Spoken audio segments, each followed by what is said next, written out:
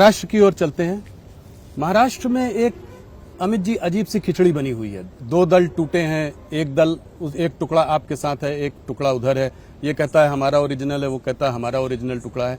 मगर ऐसे में क्या आपको लगता है कि उद्धव और शरद पवार जी के लिए कुछ सिंपैथी वगैरह थोड़ी वहां हो सकती है? देखिए, महाराष्ट्र की जनता मोदी जी के साथ है जी। जो मोदी जी के साथ है उसको वोट मिलेगा, क्योंकि ये चुनाव देश का प्रधानमंत्री कौन बने इस पर लड़ा जा रहा है। दो खेमे स्पष्ट है, एक और नरेंद्र मोदी जी के नेतृत्व में एनडीए है, एक राहुल बाबा और शरद पवार, ममता जी, स्टालिन, तेजस्वी यादव, लालू यादव, इनके नेतृत्व में इंडिया अलायंस है जिसका कोई नेता ही नहीं।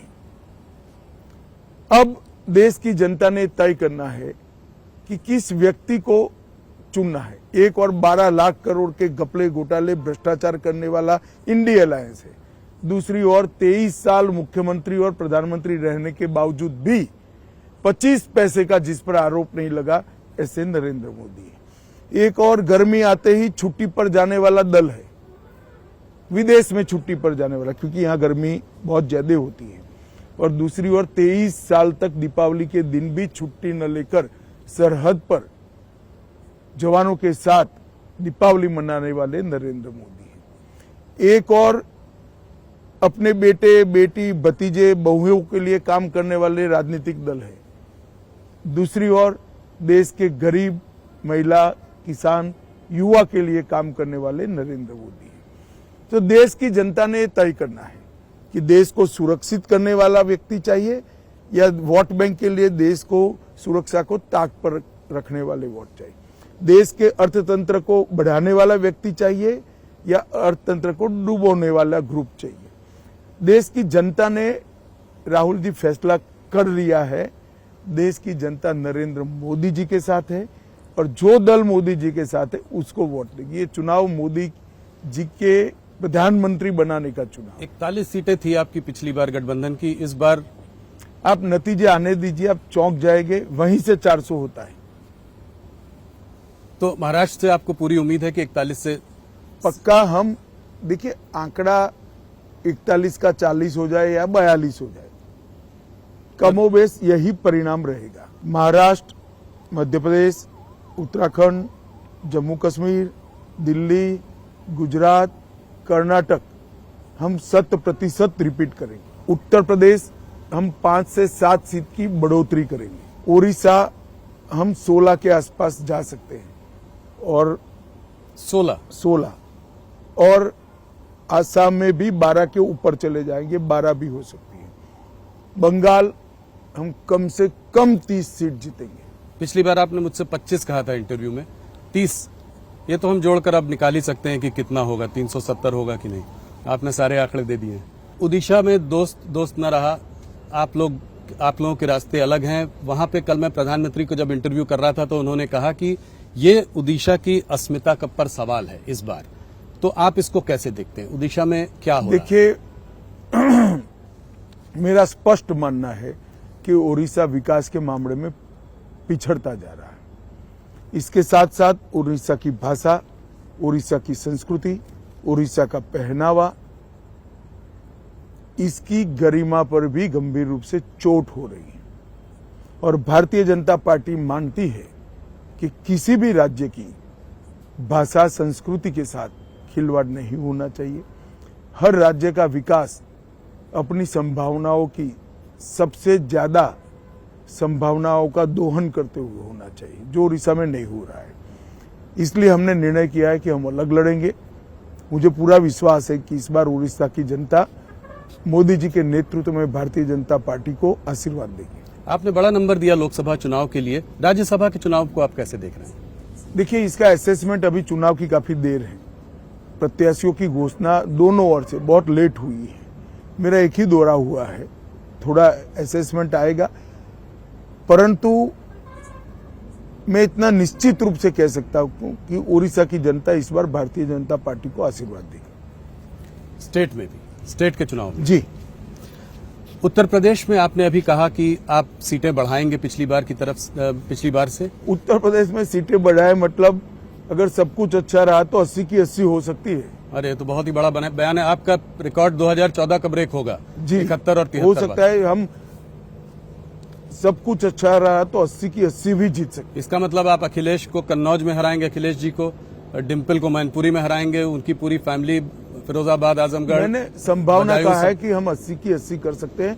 हमारी सीटों की बढ़ोतरी होना निश्चित है। राहुल गांधी और प्रियंका गांधी जी का कभी हाँ कभी ना, कभी लड़ रहे हैं कभी नहीं लड़ रहे हैं, अभी कुछ सुनने में आ रहा है कि शायद अब नहीं लड़ रहे हैं, इसको कैसे देखते हैं आप? देखिए, ये लोग आत्मविश्वास गवा बैठे हैं। अपनी पुश्तैनी सीट से भी लड़ने का आत्मविश्वास नहीं है। अगर नहीं लड़ना था तो इतने समय तक सीट क्यों पेंडिंग रखी? किसी कार्यकर्ता को दे देते तो कम से कम वो जनसंपर्क तो कर सकता था। ये कंफ्यूजन जो है कहीं न कहीं लैक ऑफ सेल्फ कॉन्फिडेंस को दिखाता है। अमित जी, अभी हम लोग कुछ दिन बिहार में थे तो वहां पे ये देखा गया है कि जो तेजस्वी और जो गठबंधन साथ में इनके साथ लड़ रहा है वो इस बार आपकी कुछ सीटों में कुशवाहा वोट काटने की कोशिश कर रहा है। कोई सवाल ही नहीं पैदा होता। तो बिहार में आप कॉन्फिडेंस है कि आप रिपीट करेंगे जिस तरह का आपका जी। परफॉर्मेंस था? साउथ इंडिया में एक बार चलते हैं। इस बार आप लोगों ने वहां बहुत समय बिताया, प्रधानमंत्री ने वहां बहुत दौरे किए, आपने खुद पर्सनली वहां पे बहुत दौरे किए, आपने बयान भी बड़े बड़े दिए हैं। तो साउथ इंडिया, एक अगर पूरा साउथ का सीन ले लें तो अगर 129-130 सीटों में आप कितनी सीटें देखते हैं? पिछली बार आपकी देखिए, कर्नाटक और साउथ तेलंगाना के चारों राज्यों को मिलाकर हम कांग्रेस से तो आगे ही जाएंगे। कुल मिला के कितनी सीटें? क्या केरला तमिलनाडु में खाता खुलेगा? हम बहुत अच्छा चुनाव लड़े हैं जी। खाता तो निश्चित रूप से खुलेगा, परंतु सीटों का अनुमान लगाना वहां इसलिए दिक्कत है कि बड़ी कांटे की टक्कर हुई है। पर दोनों प्रदेशों में, मतलब तमिलनाडु में भी खुलेगा, केरला में भी खुलेगा। और तेलंगाना और आंध्र को कैसे देखते हैं आप?